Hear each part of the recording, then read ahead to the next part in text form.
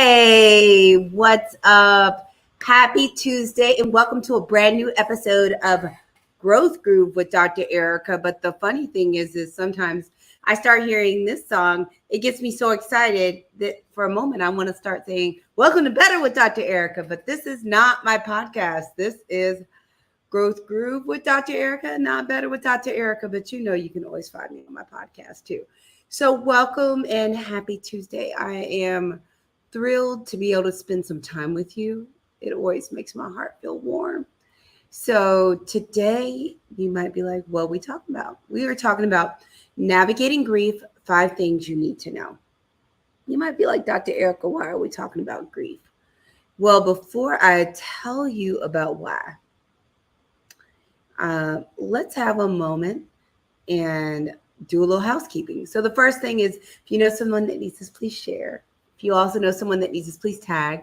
The last thing, if you're watching later, no worries. Just put hashtag replay in the comments. Do me a favor as you come in. Let me know where you are watching from. I would love to know. You can find me in the A. I am back in Atlanta and happy to actually be home. Let's see how many days I can string together when I'm here. I remember earlier when I used to do this, I used to have a hashtag, where's Dr. Ericka? And I quit traveling in COVID and now I'm traveling a lot again. So sometimes I don't even know where I am. But back to why we are talking about this. So one of the reasons we're talking about this is I lose track of how many times I get phone calls. I'm sitting speaking to patients. I'm just sitting talking to my friends or looking at social media and people are talking about people dying. And it's not just because, the wonderful, not so wonderful world of COVID. It's just the cycle of life. And I think we're getting to an age now where the cycle of life is catching up to us. So just hearing about all of this death, and this year's been flying by. I don't know where it went. I can't believe that we are over halfway through September. Before we know it, we're going to be in that intense holiday season of November and December. And one of the things that makes those holiday seasons difficult is grief. The next thing is I have a very dear friend who has suffered just some unimaginable losses. And another good friend and I went to visit her out in LA this weekend. And the interesting thing is going out there, it always reminds me of my very close friend that passed away a few years ago. So one of the reasons I wanted to talk about grief is, number one, grief is something we can't get away from. It's here. We're going to have losses. And also, we started off talking about the loss of people and deaths. But there are a lot of things that we grieve beyond just death. You can grieve jobs, you can grieve status, you can grieve relationships, you can grieve a future that you thought it was going to be one way and things change and that is gone. You can grieve your health. There are a lot of things you can grieve. So I just want to give you some tools to help you be able to navigate grief, because one thing that's going on is grief is going to come. And I want you to be as prepared as necessary to be able to not only deal with your own grief, but to be able to support others through their grief. So are you ready for us to get started? Let's go ahead and make this happen. So the first one is there is no right way to do grief. Let me say that one more time. There is no right way to do grief. Now, there are some things that through grief can show that possibly you may need some mental health services to assist with grief when people start having thoughts of harming themselves, thoughts of harming others, thoughts of death, hearing things that aren't there, seeing things that aren't there, or just not functioning at all. Then you may think of a mental health professional. But the thing is, there's not a right or a wrong way. And the reason I say that is grief is very personal. It's very intimate. And I don't want anyone feeling stressed out, guilty, or horrible because they have this picture perfect way that they assume grief should be and theirs is not. Or you go back to the myths and the things people will say, oh, it's over, get over it. You can move past it. It's all for a reason. And sometimes that's just not going to make you feel comfortable, but also it can set up a way for you to start feeling guilt if you're not able to pass through your grief, or if you pass through your grief. So I really want you to know there's no real right way um, to let yourself off the hook for that. And number two, there are stages to grief. So let's quickly talk about them. For some reason, all of my electronics are not all working well for me, but we're going to make it through. So there are 5 stages of grief, and you probably hear people talk about them, including denial, anger, bargaining, depression, and acceptance. And the thing about the stages of grief is, since grief is not linear, so you can have days that are a little better, days that suck a little, days that suck a lot, is that since it's not linear, the other thing about the intensity of the grief varies, but also moving through the stages of grief vary. People don't have to go through them in that order. You don't have to go through them in denial, anger, bargaining, depression, acceptance, or despair, acceptance. You don't have to go that order. Some people jump around. Some people may not have all of them. But the thing is to remember that it's not linear. And that also helps give grace for yourself and help you give grace to others, and to be able to be present when it's not going linearly, that someone may look like they might be doing okay and then they're not okay. There's space for all of that. The next is utilize supports, and that can mean a variety of things. One thing is there are probably people out there that love you, that want to be there for you. And that doesn't mean you have to be all up with folks and talking to folks 24/7. But if they want to love on you and support you, to find ways to utilize that support that feels good. And also be able to, in the middle of that, is also being able to work on telling people what you need. You may not need one more casserole, but you may need someone to dog sit. You may need someone to just come and sit with you. You may need someone to help clean your house. You may need someone to write thank you cards. You may need someone to take care of the plants in the house. You can need a wide variety of things. You may need someone to go with you to the funeral home. There's just a whole lot of things, but utilize supports. And the other thing is there may be times where it's just difficult, and you may end up utilizing supports as services. So you may end up with food delivery. You may end up having someone help clean your house. You may get to a point where it's overwhelming and you actually need to see a therapist. But I want to say is utilize supports. You don't have to grieve on an island. You don't have to figure all of this out for yourself. And on the flip side of that, if you're trying to support someone that's going through grief, is sometimes the best thing you can do is just be present. And the next one is number 5. I can't believe we made it through so far. So I can't talk. So many so far, so fast. Number 5 is get help when needed. So, utilizing your supports and the people around you, but get help.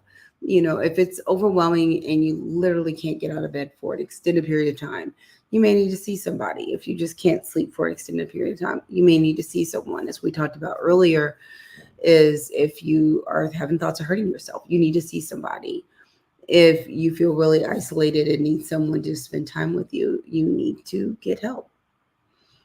If you just don't have the energy to cook, but you need food, you need to get help, either having it delivered or talking to your friends or loved ones about providing some food so that you still eat. Because sometimes it's easy to forget to eat in the middle of grief. And the bonus is grief takes time. It's inconvenient. It doesn't feel good. And most of the time, it's not fast. So I want you to be able to have grace for the fact that grief takes time. It's not fast. It just isn't. So giving yourself enough space to not have the expectation that this process will move super fast, that they're gone, or I lost my job and 2 weeks later I'm going to be gravy, may not be the case. So let's see where we're at Did I tell you that me and my computer are having an interesting relationship today? So thank you all for coming in so far. Welcome, welcome, welcome. I look forward to seeing you and everyone else that's coming in, coming to spend time with me. So today we are talking about navigating grief, 5 things that you need to know.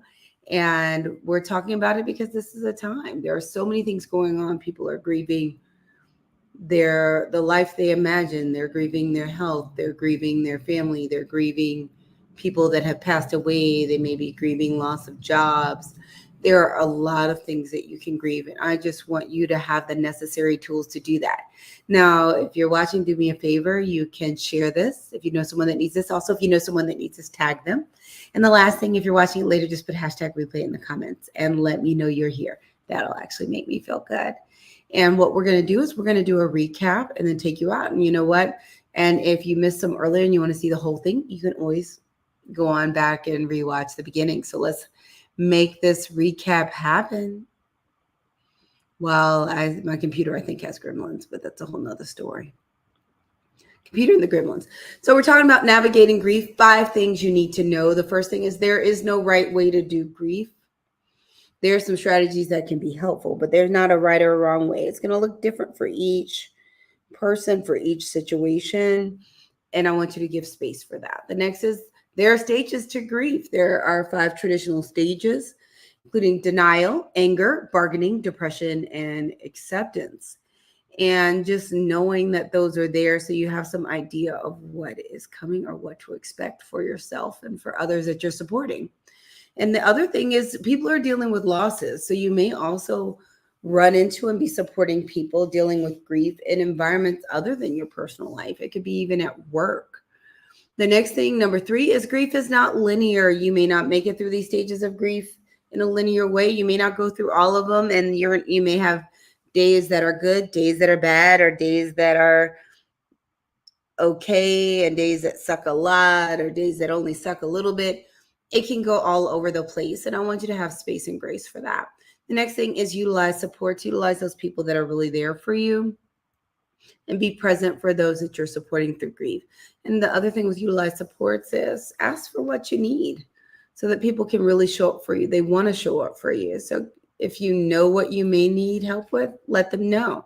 The next is get help when needed. When it gets to a point where you just can't function, or you're getting sick, or you're thinking of hurting yourself or someone else, or you're seeing or hearing things, or you're looking up and you're drinking a whole lot or doing a lot of weed or some drugs, you may need some professional help. So if you do, there's no harm in that. Just get some help to assist making it through that. And the last thing to remember is grief takes time. It is not a singular process. It is not quick. It just isn't. I wish it was, but it's not. So I just want to be here for you and to spend time with you. So I'm sending out lots of love. So thank you so much for tuning in. If you don't know me, I am your host, Dr. Ericka, Harvard-trained, double board certified psychiatrist, and his host of the hit podcast, Better with Dr. Ericka. I am extremely passionate about helping you be better, do better, and live better. I do this through my adult telepsychiatry practice. My books, including Fix Your Fairy Tale, A Woman's Guide to a Great Life, Love, and Legacy, my speaking, and my podcast, Better with Dr. Ericka. I do all of this to help busy people like you that show up for your friends, you show up for your family, you show up for your work, you show up for your community, you show up for everybody, and oftentimes you don't show up for yourself. So I'm here to put you back in your life. So below, you're going to find a couple of different places to find me. You can find me on my podcast, Better with Dr. Ericka. Scrolling below, you can find it on Apple Podcasts, Google Podcasts, Spotify, Audible. You can also go to betterthepodcast.com. It is scrolling below here. I also want to say thank you for taking some time out, not only just to spend with me, but to take some time out for yourself, because you deserve it. So I'm sending that love out for you. The next thing is with the podcast. Also, if you enjoy it, can you follow or subscribe? I like to drop bonuses, so you don't want to miss them. It also helps me get even more great things for you. The next thing is if you actually want me to be your psychiatrist and you want to talk to me, or you want me to be giving you therapy, I am still taking new patients. You can go to goodwinmed.com, and get more information on my medical practice, Goodwin Medical Associates. The last thing is I want you to take your left hand, put on your right arm, take your right hand, put on your left arm, give yourself a squeeze. You deserve some love. Continue to take care of yourself, continue to value yourself, and please take out not only time for yourself, but time to pour into your relationships. You're going to appreciate it. I can't speak to how much it meant and how much it filled my heart to spend time with some close friends that I haven't been able to spend as much time with while we help our friend through a loss. And it's just seeing the power of community and the volume of love that comes to people is powerful. And I want you to also be able to be surrounded by community and love. So again, thank you so much. You can find me on Growth Groove with Dr. Ericka on Tuesday nights at 7 p.m. Eastern. I look forward to seeing you soon. And until next time, have an even better day.